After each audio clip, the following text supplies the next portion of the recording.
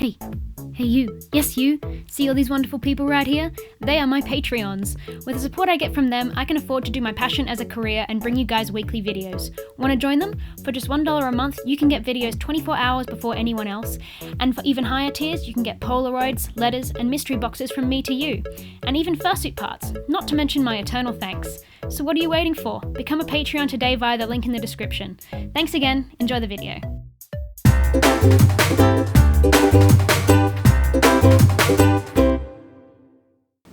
Hey everybody, and welcome back to this week's episode of In the Workshop, where I go through and tell you guys what's been happening in my world in the workshop, what I've been making, what I've been doing, and of course the all-important comment of the week, question of the week, and hate comment of the week, because not everyone is nice. Now, we're going to get straight on into it. There is not much to report in terms of stuff that's been made, quite simply because I've been moving all of my stuff, including all of my fur bolts, all the way down here. But I have finished Skelly's feet. I have just finished those off. I'm really happy with the shave job on these. I'm finally starting to get the hang of the shave, I think. It's always been a bit of a love-hate relationship, me and the shave. But I've also I've patterned the bodysuit, and I'm still waiting for Kevin to come back from the printer place because apparently it flooded. The store completely flooded, and that's why it took so long to repair. So that's fair enough. That's understandable and valid, I think. So hopefully I'll be able to get cracking a lot more this week. But first of all, I'm just going to record some videos, and then I'll be full steam ahead. Alright, the comment of the week this week comes from Alexander Zarkov, who says, "That tail would be perfect for smacking little kids that bother you."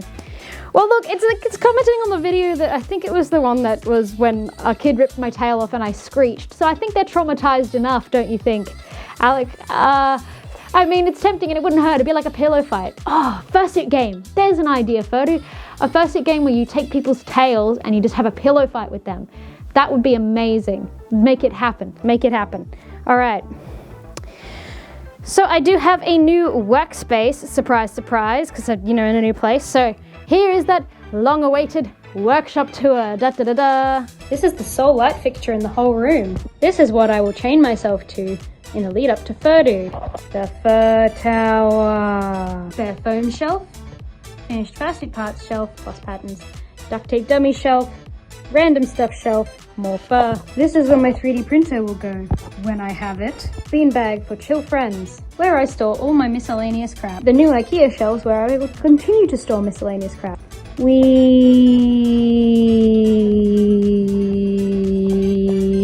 What's missing? Wow, amazing! It's a garage. Congrats! Hope that sated your curiosity. I just bought a new desk, so it's like 2 meters long. I'm really excited to use it. I was getting tired of the corner desk, and hopefully it'll allow me to record tutorials a little bit easier, because I would be able to shift it out into the main space, and I feel like I could have like fur in the background and we could do it that way. Or I want to get like an over-the-top like camera setup, so you can get like a bird's eye view of what I'm doing. I feel like that would be really neat. So hoping, fingers crossed, that I can get some kind of nice tutorial recording setup going in there. Next up is the question of the week from Greyfloof. Does fireproof fur exists? No, because fireproof means that it cannot be damaged by fire. So anything can really be damaged by fire unless it's like metal, but even then it leaves soot, so I don't know if that's fireproof. But fur isn't actually that flammable. You'd think it's not going to catch on fire. If I strike a match near sky, it's going to singe some fur, but I'm not going to go up in flames. Fun fact, my friend Forks Films actually did a video on this where he tested a bunch of, trying to light a whole bunch of different furs on fire. So please go watch that video. I'll put it up in the little eye.